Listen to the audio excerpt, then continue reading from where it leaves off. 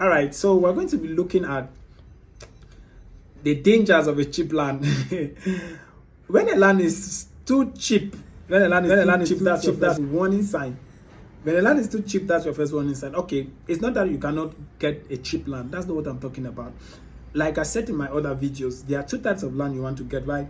You cannot want to buy a buy-to-build area and they tell you to give 2 million, 3 million, 5 million for a buy-to-build area in the middle of the city. No, you need to check now. You don't rush. You check, you verify.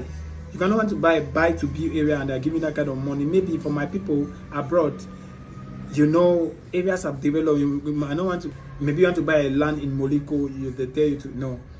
It's suspicious. It's very suspicious. So there are two types. There's a buy-to-build area and there's the land banking area.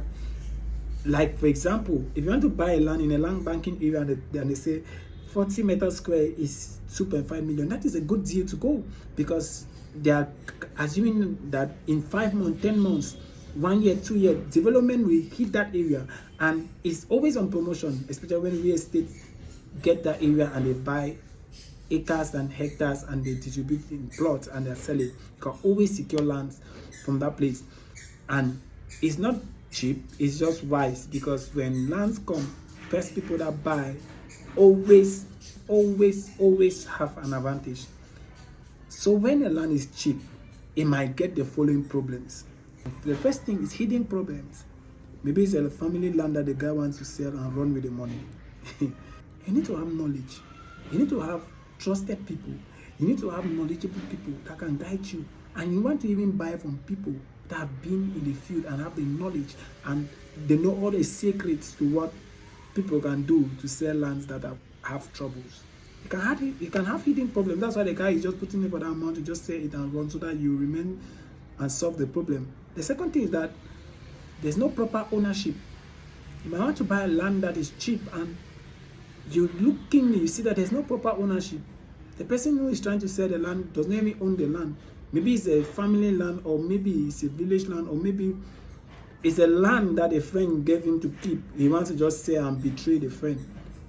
There are many things. There's no proper ownership, so you need to check. The next thing, legal issues. The land might have legal issues. There is no documentation, no proper, no site plan, no land title, no sale agreement, no date, nothing. The land is just bare, and the guy just say, "Give me this money," and you follow up. No, you need to have. You cannot buy a land and you follow up all the documents. At least there must be one, even if it's the sales agreement or a site plan. How do you even want to sell the land when you don't have the site plan?